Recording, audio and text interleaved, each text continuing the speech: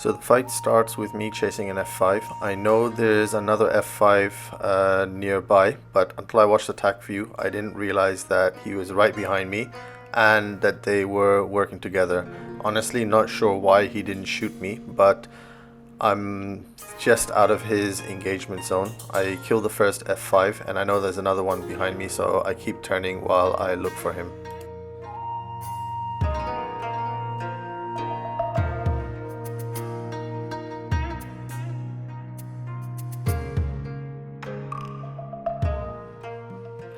I think this is where I got tally on him. At the time, it looked like he had a little bit more energy than me, but looking at the tac view, they're actually quite close.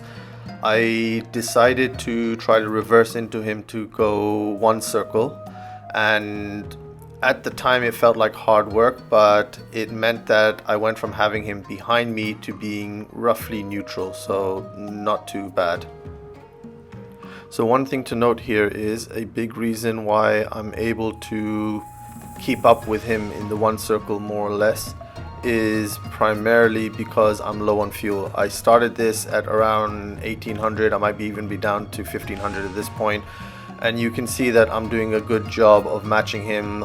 Energy wise we're roughly equal, he's slightly ahead of me, but it's not too bad.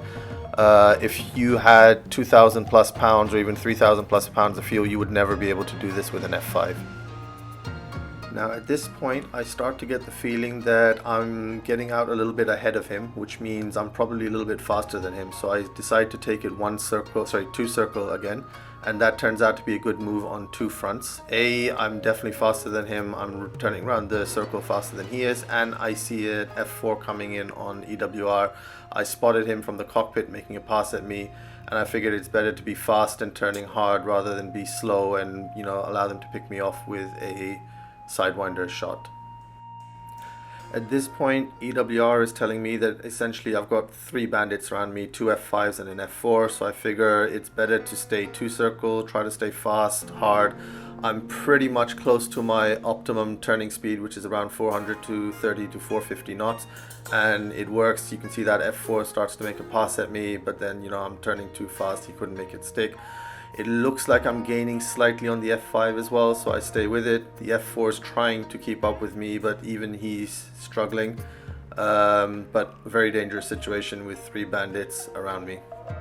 One thing I couldn't figure out while watching the tac view is all of these guys seem to be using guns on me. I would have thought it would have been easier to use a 9 Lima, but they seem to be lining up gunshots repeatedly, and you can see the Phantom missing it there. At this point I thought the Phantom was more dangerous, and I decided to reverse, get slow, and try to get him into a one circle. And here you can see I'm trying to work him out into an overshoot. Again, I've got to be careful. If I get slow, it will set me up for the other two F5s, but you can see the F4 is getting slow with me, and I'm slowly starting to work him out, but there's an F5 coming in behind, which I've got to be careful about. The F4 misses. He's probably finding it hard to control at that slow speed, but there's an F5 coming in, makes a pass, hits me with a few rounds. I think I heard the hit at the time, but they didn't do too much to damage it, and managed to get the overshoot on him. And then I decide to keep the scissors going with the F5, and unfortunately I shoot out in front of him, and then I decide I need to turn hard, brake. What I didn't realize at the time was I'm getting very close to their airfield, which you'll see in a minute. Yep, the Stingers are out on me. I managed to avoid all of these guys, but the Stingers are coming. And what I didn't see at the time was one of them got taken out by their own Stingers, but two of the Stingers hit me and kill me, unfortunately. But if the Stingers hadn't hit me at this point, I was well set to exit. I was 200 knots faster than the nearest F5, and I was about a mile and a half away, so I probably would have survived.